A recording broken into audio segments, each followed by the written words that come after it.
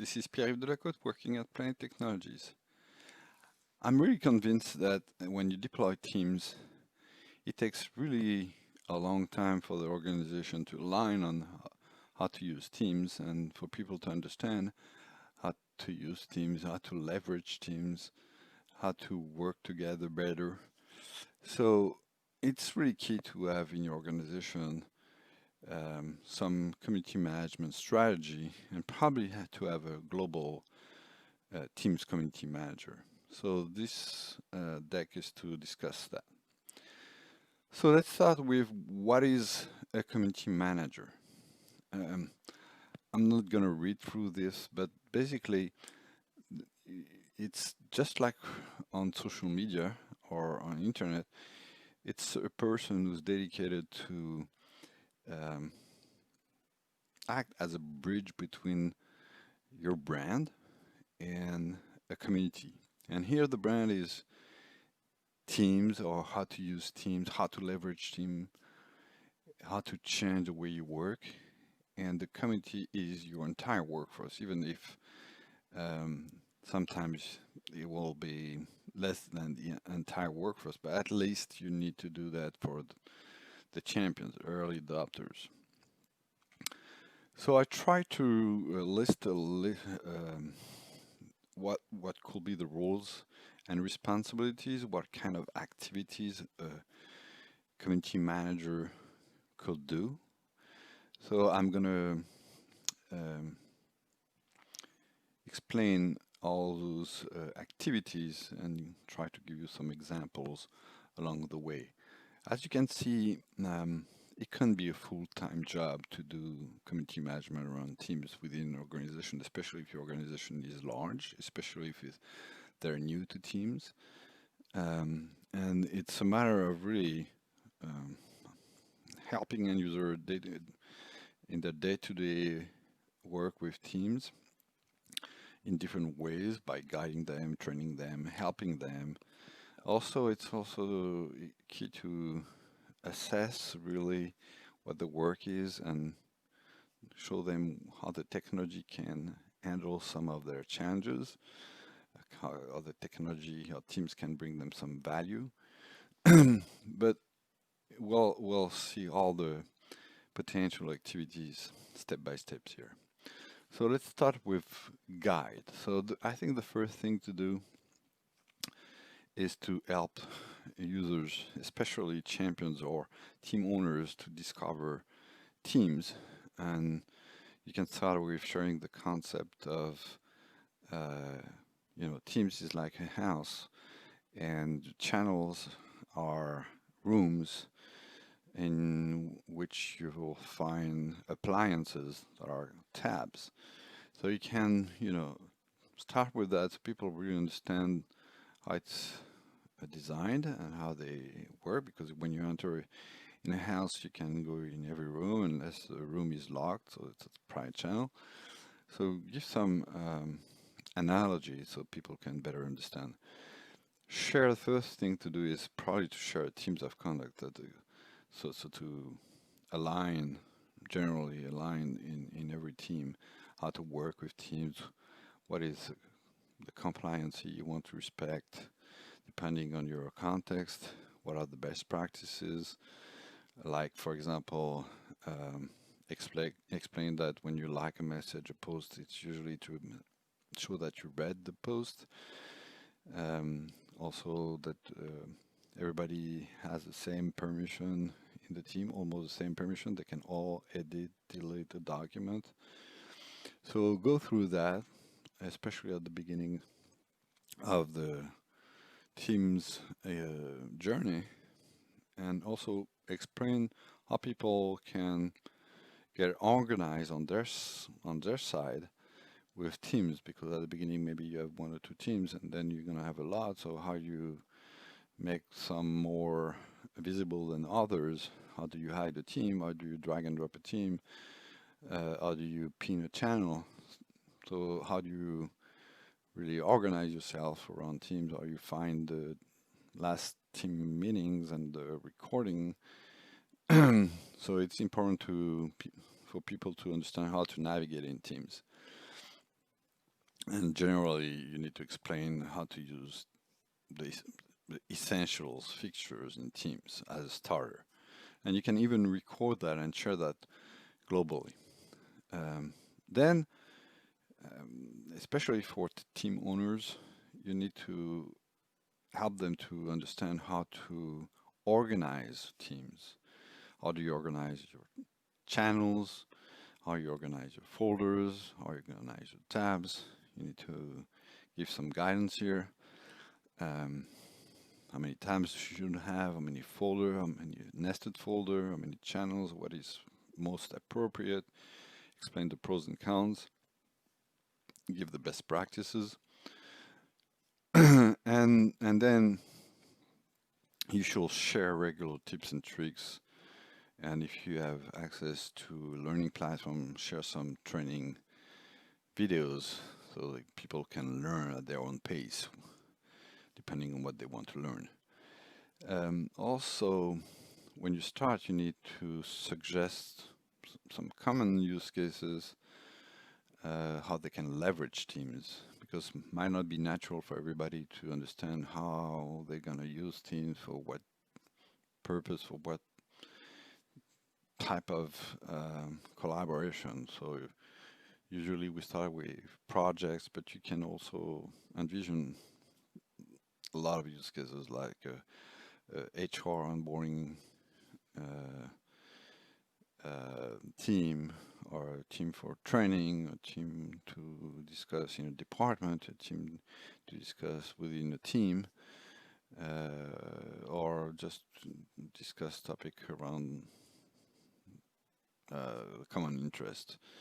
You have several use cases, so just open the discussion, show people what kind of team they can create. I probably will focus first on projects, but you can really have this discussion. And the role of the community manager is to engage this discussion and open for the discussion and answer the questions and maybe showcase some of those teams examples. At one point, it will be really important to explain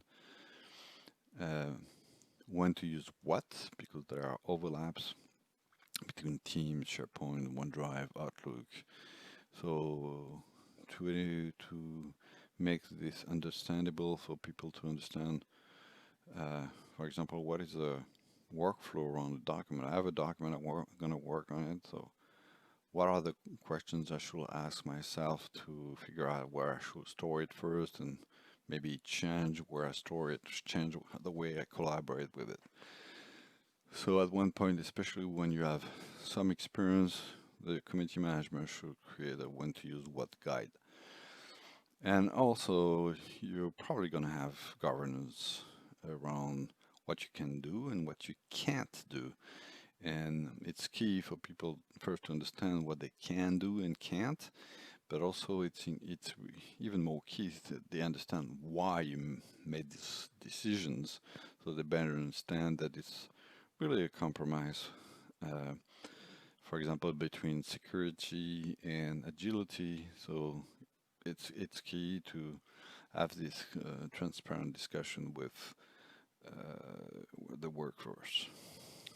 A good part of, especially at the beginning of the project, a good part of the community management responsibility is to educate users to create, when they create a team, either to record a video that explains how their team is organized, how people can navigate in team, what is the purpose of the team, how it works. So I will summarize it, how to use this team.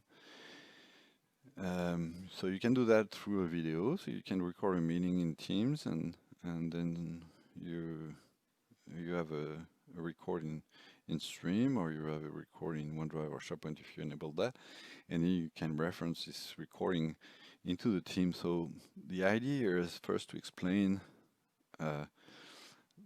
the way you're using the team. It's better if you can do that in meetings with other people, so they can ask question at the beginning of the team's creation, and you can record it too and share it.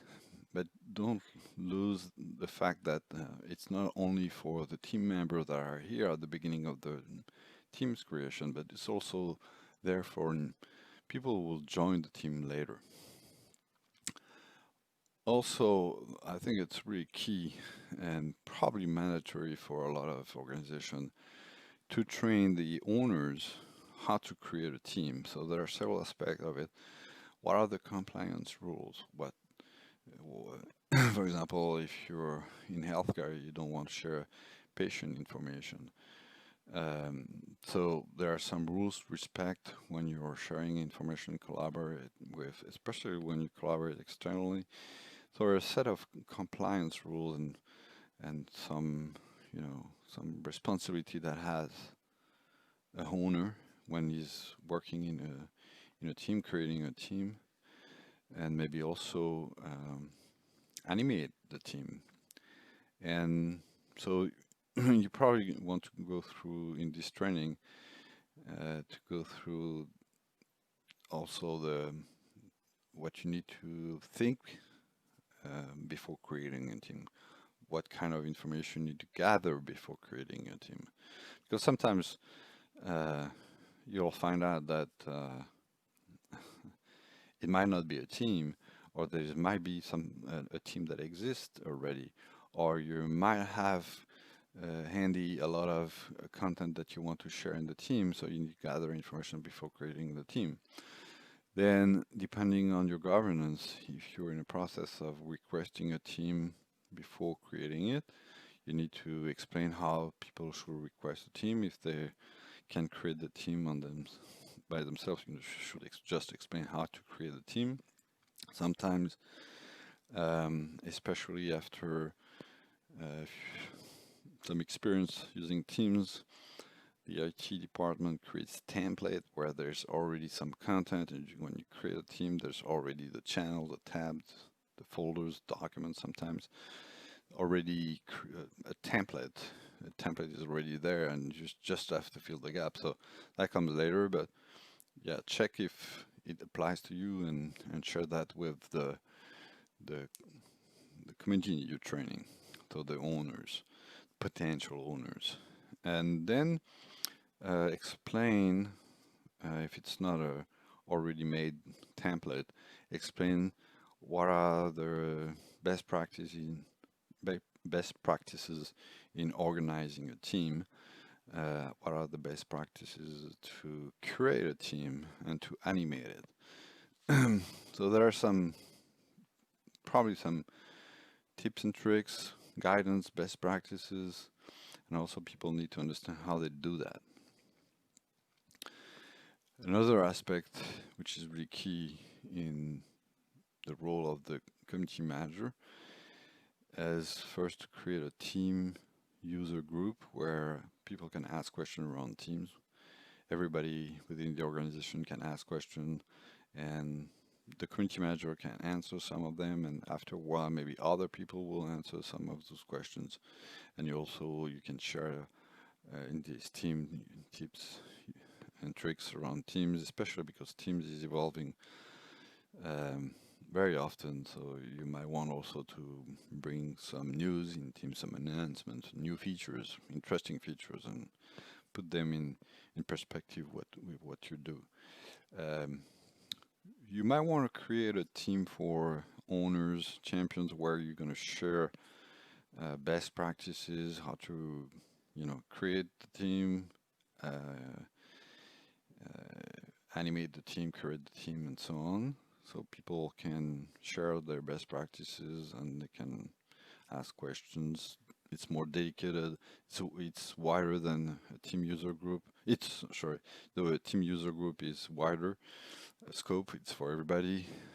But if you want to just restrict some of it to the champions, either create a team for champions or in the team user group you create a channel for the owners, to team owners, depending on what you're more comfortable with.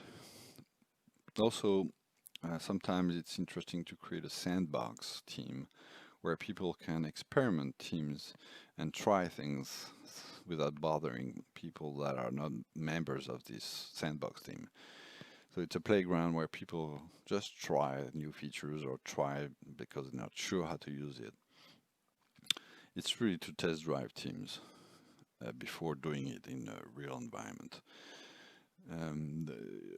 Also, the role of the champions is to be able to answer the how-to questions when end user have a question on Teams. Should be comfortable to ask this question, even if it's basic question. It's normal. There's no problem with that, and it's more than normal. It's useful for the rest of the people who might not be comfortable to ask a basic question. If somebody asks the basic question, then somebody answers a question, like the community managers, then everybody benefits from this answer.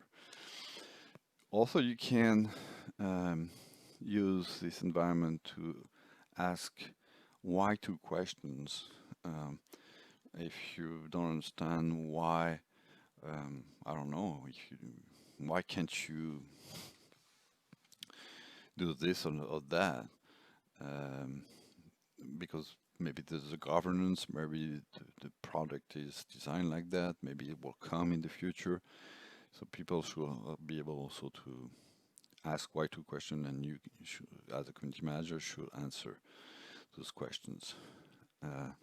Also, it's really key in general to foster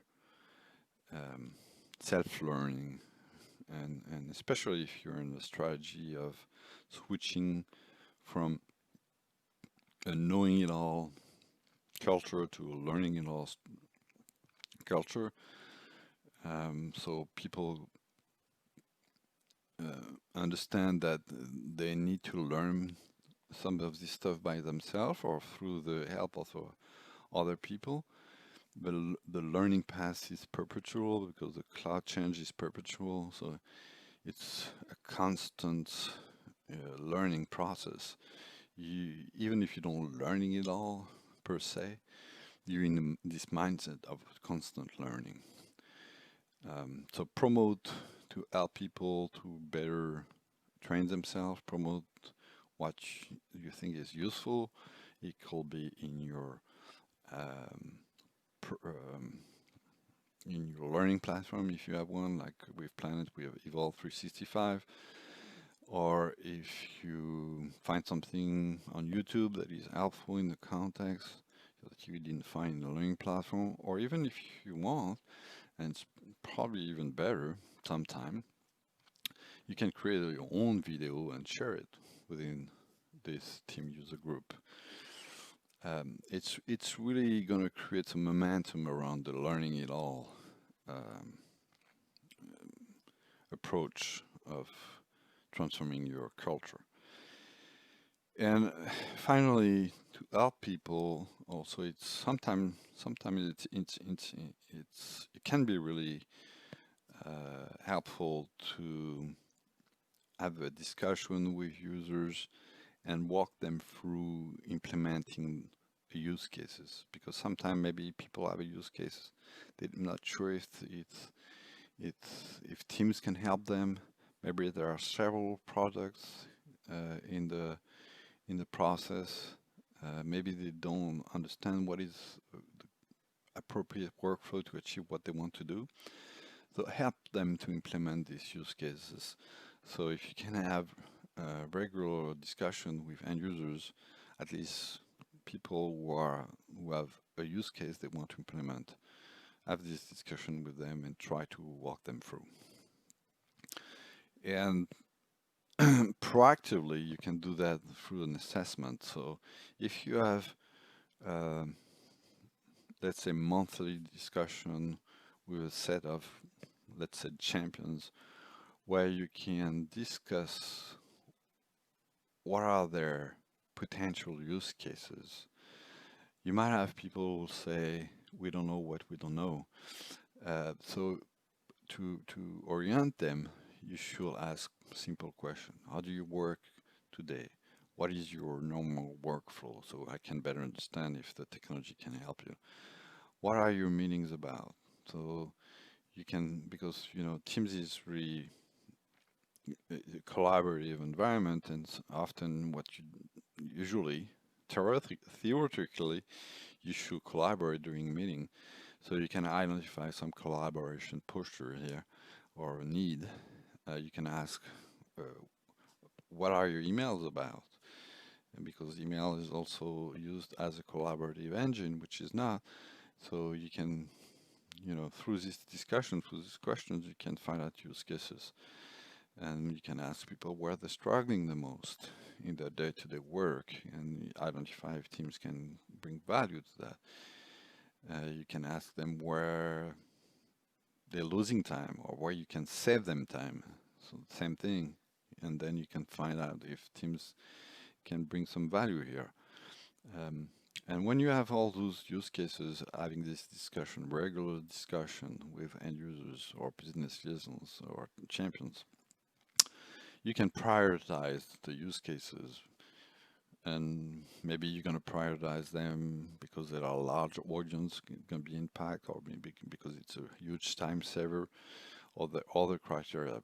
But then you prioritize them, and then you help people to map the technology that's going to help up in the use case. And part of the technology, probably part of it is going to be Teams. A big role of a community manager, as you might know, on social media is to animate. So here are a list of what you can do to animate better a team or several teams. So first you need to capture behaviors that are not compliant with a collaboration and cure them and educate users. It's not easy to, collaborate in a disruptive environment. So, check if people are sending emails and if those emails could not be in a Teams or in a chat. Check emails with attachment, which is definitely not a good practice. Ask if people spending too much time in their meetings. See if people are turning on their camera during the meetings, because not having his camera on probably means they're going to multitask and it's less engaging, especially in these times of COVID where we don't see a lot of people.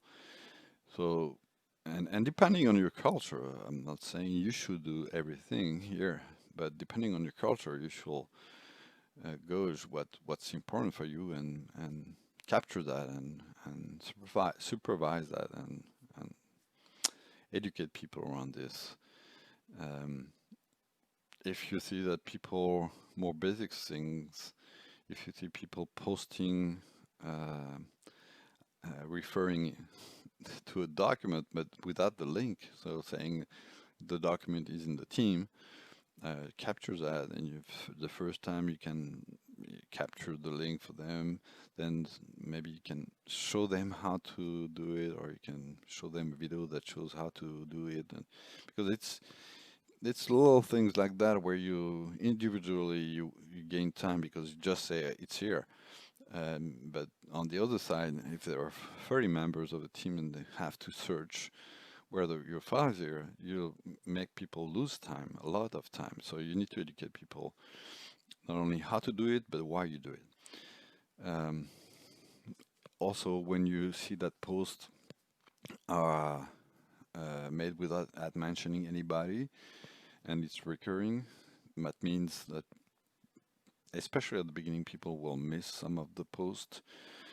On the other side, you want people to mention a lot of people all the time for every post. It should be, in general, we try to have at least one person who's interested by the post, or you want to target by the post. So there should be at least one mention, one mention. Sometimes it's not, because it's general. It's more general. It's for your information, for example. Then maybe you don't want to mention. There's some exceptions like that, but try to supervise that too and educate people. And engage is really important, because some people are not really in this mindset of sharing something publicly in the team, visible to all the team members. Might not feel comfortable to do that, might feel they're scared to do something wrong. So identify who's not engaging and discuss with them why are you not engaging? Why are you not posting? Do you need some coaching? Do you need me to explain how to use it? Have this discussion to show them what's in it for them. Um, Also, a way to engage it's to ask questions. When you ask questions and at mentioning somebody, especially if you frame it with emotion involved, people are more willing to answer those questions, especially if you're genuine. So ask questions that are engaging. Also, another role of the community manager is to connect people. Community manager is not the guy who has all the answers, but it's a connector. So he can say, okay, you have this question, I know who can answer it. I'll connect you at mentioning the person who might have the answer. So that way you create connection between people who might not know each other. Also, take from time to time, take the time to poll people on the subject and respect the result of the poll and take action. Like, for example, you working on a project, you want to, it's simple, but you're working on a project, you want to pull for the name project, so you draft a few name ideas, and then you can pull on those names, and you take into account the result of the poll. That makes people feel they're engaged because they're listened, they're being involved, and there's a democratic process where you decide based on the poll. You can also quiz on topic, just like a little quiz to make things more fun, more interactive, more game-oriented. People like that too.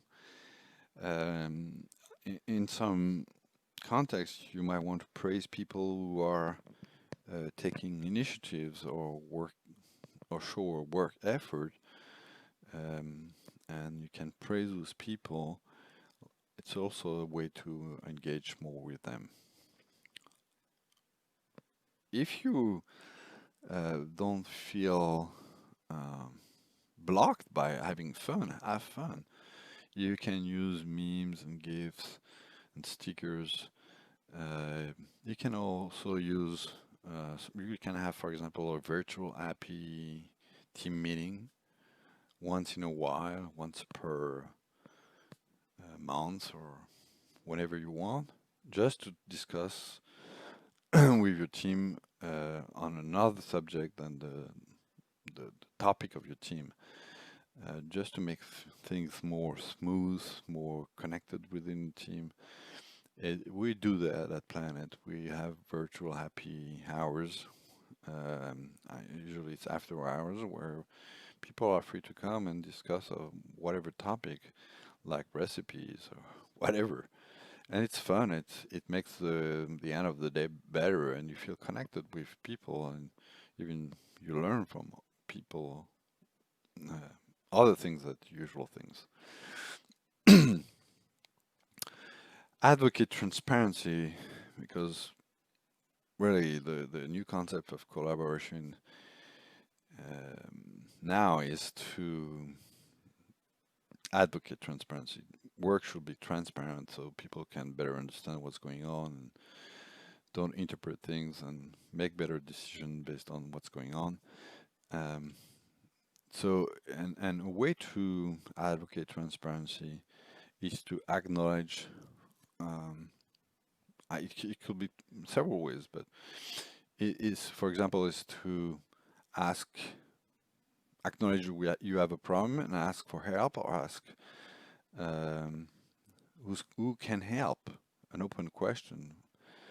And it's transparent because you're acknowledging that you have a problem, and usually it's sometimes it's hard to do that, but it's really, if you don't acknowledge this, it's hard to find the solution, hard to find somebody who's willing to help, and people are willing to help, even if they're really busy. It's always grateful to help somebody who has a problem, especially when you can help this person to solve his problem. Another point to make engagement successful is to treat everyone equal. People should not be considered as, having specific uh, role when you have a discussion. It's transparent, you're on the same level, you're here to help each other. So it's try to foster that um, sense of equity, equality, and a good way to do that is, as a community manager, is to monitor who's sharing and who's discussing and who's engaging, and try to contact the people who are not engaging, and ask them. And the way to do that is to ask them questions. Um, Another tip to get more engaged when you do community management, you have better reach when you're publishing something with a visual. People are more inclined to read something with visual, or even better with video, if it rather than text. So if you can have a picture with your text, it's better because you might reach more people. Another rule that has a community manager is to inform. So it's important that the community manager should help or inform himself, inform the members what are the important information, like what are the announcements. You can mention all the team, especially when it's important, so people get notified. You can also notify a group of people, a subset of people in the teams. If you create tags, so the community manager can create tag. A tag is basically, it's a name, and associated to this name that you can add mention, and associated to this name you can associate a list of team members. So for example, if you have subset of people who are, let's say in my area, people who are working on change management, and you want to notify this group, only this group, not all the team members, you can create a tag, you call it OCM, and every time you add to this tag the list of people, list of team members that are part of OCM, then every time you add mention OCM, only those members will be notified. So it's a way to target people when you want to inform them and target a specific subset of people. A good community manager should, from time to time, especially for, I think it's valuable for everybody, but especially for people who are coming later in the team, joining later the team, it's really important from time to time to look through all the communication that went through the teams, and make a summary of what's really important. It will help the people who are in the team to have some sort of summary of what has been done in the team, and for the newcomers to better understand how the team is working, and what is important, where it is. And you can do that really easily in OneNote. And OneNote, you can easily add a link to a post, add a link to a document, and organize it the way you want.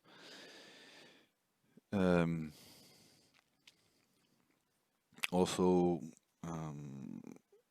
maybe your team is going to evolve. You're going to have new folder, new files, new tabs. So maybe you can also, in this OneNote, explain how your team is working. and how it's organized, and revisit that from time to time if you think it's helpful for, especially for new members. And another job for the community manager is to clean. And clean, for example, is about cleaning inappropriate content. That's um, that's key. It's rare because when you're transparent, people are, especially within an organization, it's not at all the case in the public social media, but when you're working in an organization, people are really careful of what they're publishing already. So the cleaning should not be that important, but maybe at the beginning you should be vigilant on that. And also cleaning means to get rid of, useless content like channels that are not used, folders that are empty, uh, maybe files that are useful at all and take places and such on. So that's part of the curation.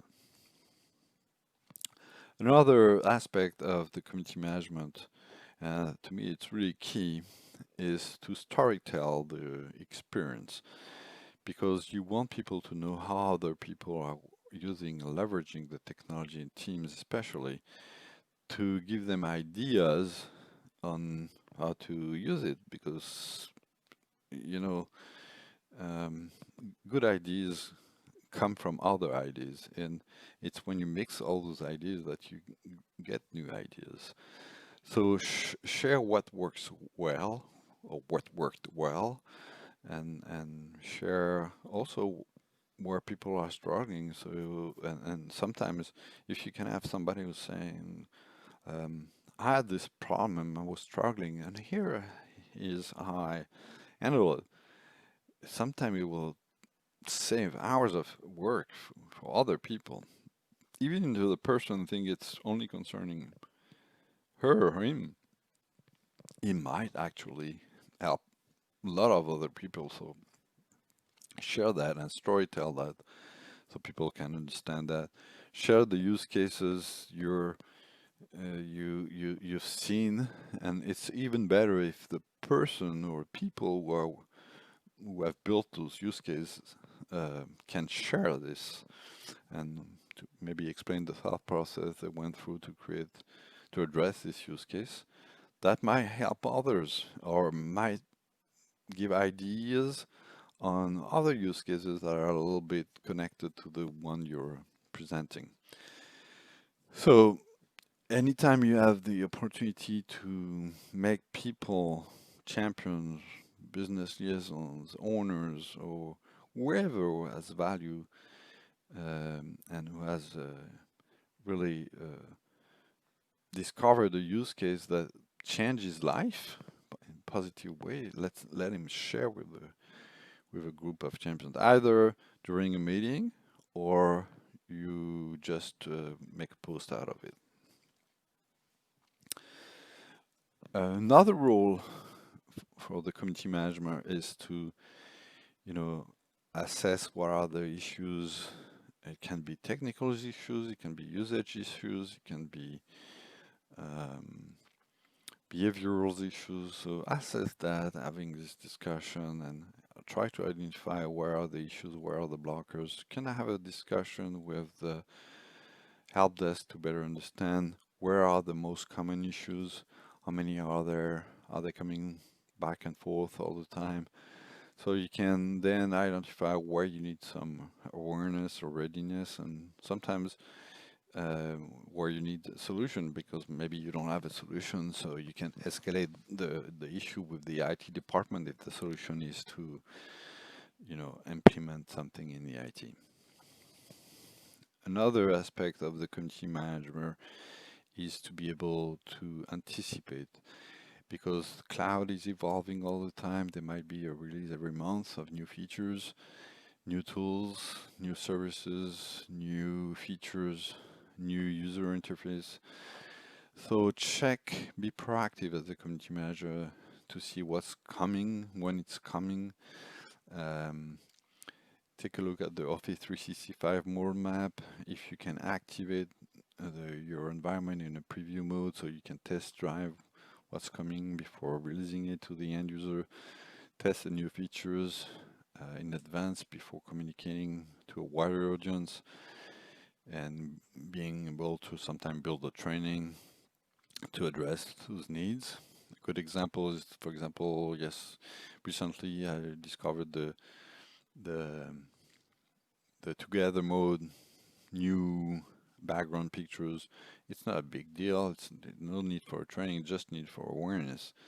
And it's really brings some, it's basic value, but it's really engaging. So test drive that and communicate that as soon as you can, depending on the impact on the end users, and be prepared for that. And also, the platform is really wide, and you can spend several months, even years, to discover everything, especially because it's evolving all the time. So you want to explore what you don't know. You want, as a community manager, you want to try things, and and and so you can be a better advocate of those features that can help maybe, and you can showcase them from time to time and ask feedback if people think it will be helpful. And um, a community manager needs to adjust uh, his his action, or to what really happening in his environment, in his context. So he needs to measure.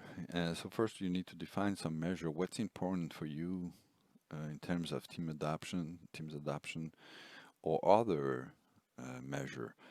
Um, so define what's important to measure and see what can come from the tools. So for example, in Microsoft 365, there's an Office 365 usage dashboard.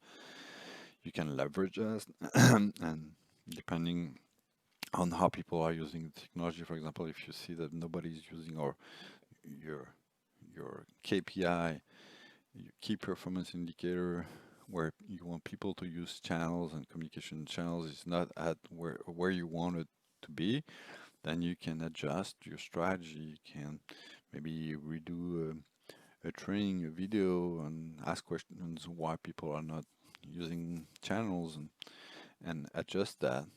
Or maybe you can say, okay, it doesn't fit our needs, so we might focus somewhere else. Change the KPI. You can change the KPI too. And also, a good thing is to understand how people are learning.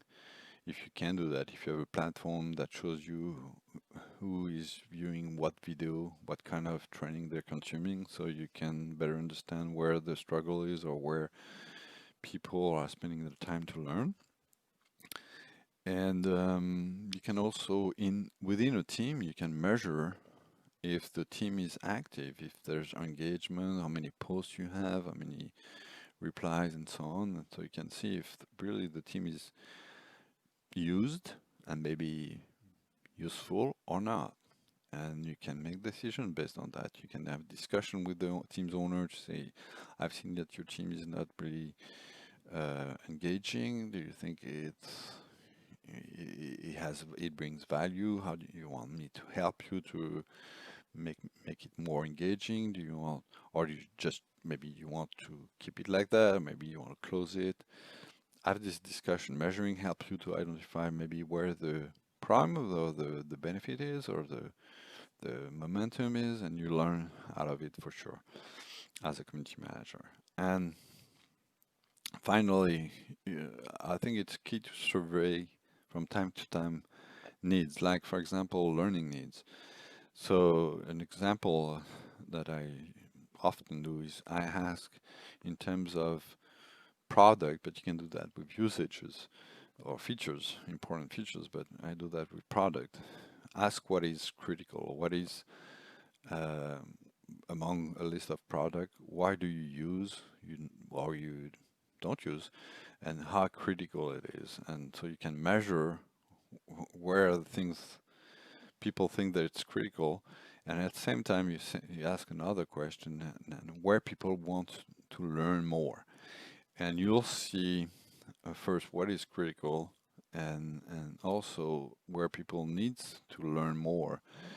And combining those, you can define where you want to focus on delivering um, some sort of training or content or help or focus. Um, and sometimes you can identify that some products are critical and people feel comfortable that don't want to learn. But and maybe the data show you that they don't really know how to use it perfectly. They still can have benefits. So mixing all those data can help you to focus on a better learning path. Also, it's important to supervise if your general guidance governance is respected. So, and if you see it's not, or it's not well understood, it's an opportunity to educate people. If people don't understand why you can't do something, maybe it's an opportunity to explain them why you made this choice to block, I don't know, guest access, for example, or another feature. Um, so, for example, in a org-wide team, you don't want enable people to click on the meet now so that everybody's going to get notified. That kind of detail you might want to explain to people, or some choices, and also to um, identify if people are doing the same mistakes over and over. They're never guilty of that. It's probably a problem of awareness or readiness. So that helps you to better adjust. So take the opportunity to gather feedback from time to time, and especially when you feel the governance could evolve, because you feel that, for example, a good example with Teams, um, you can feel after a while people are comfortable with Teams, they're using correctly, but they need an app that is not listed in Teams, and it's available in Teams, but it was not turned on by the IT or the governance team. Let's say they want to integrate with a specific app like Trello. Um, if you feel that brings a lot of value to the team or to some teams, you might want to discuss that with the governance board and think, this going to bring a lot of value? Can we enable it? Discuss the pros and cons and make a decision, and advocate the governance, the adjustment to the governance board. You should be the advocate of end user as a community manager, being able to explain where the needs are, why the need is important. And as I said earlier, it comes also in the curate part of the community manager, and also in supervising role is to clean. Promote. Another job of the community manager is to promote the technology, especially at the beginning of the project. If you launch Teams, you want probably organize lunch and learns, but you can do that, for a period of time. Maybe at the beginning you all do that often, once every week, so you can reach people. You can let them know what are the tools, what are the potential use cases, what are the success stories, and after a while you might do that once in a month, once in a trimester, where you will share less how to use the tools and more what are the success stories, or what are the use cases, or what are the extended new features you can have in Teams, especially if you go to use Teams as a platform, then it will take some time, but then you can introduce new scenario. And finally, along the way, another component of your community management role is to build awareness. So to build awareness, you need to, from time to time, gather success stories that serve the global purpose of your adoption and share those stories.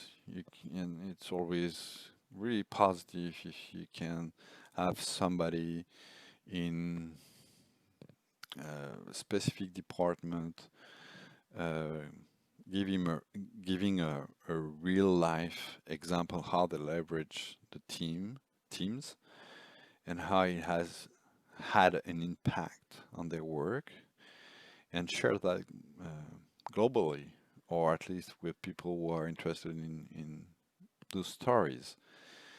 That creates really, that can create momentum around adoption. So you can communicate them through a Teams, which is the best way, or during Teams meetings, if you have a regular Teams meetings where every 3 months you can pick up one success story and let the person who was involved in the success story to give the story. Or you can do that in the Teams with a post and announcement or other media. You can diversify, duplicate communication vehicles. It depends on your context, but most of the time there's no one size fits all. People like to consume different channels, different ways, so try to diversify that, and the community manager should be able to, you know, identify what is the best channel depending maybe on the audience. And if you can, when you communicate, when you create this awareness, if you can be emotional, depending on your culture, we can challenge that. But that's what I've seen in my 2 decades of experience. When you bring some emotion in the way you communicate, so the emotion can be visual. It might be the way you're communicating with empathy. Um, Sometimes it's better to say we than including everybody rather than you. So there's a way to be more emotional, more connected, but try to build awareness as a community manager, respecting people, engaging with people, including people. You need to be inclusive, and if you can be emotional, that will be a plus.